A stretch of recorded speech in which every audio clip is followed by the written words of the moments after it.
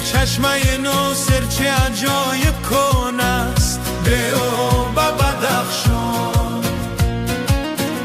با قدنگوی امام با همه یاران روه به او بدخشان مهمان بخون در دلم صد ارمان است به او بدخشان از ریوک و سیج تربت و میدان روه به او بدخشان به او بدخشان جای تو کن روه به او بدخشان به او تماشا ملک شغنات کنه به او بدخشان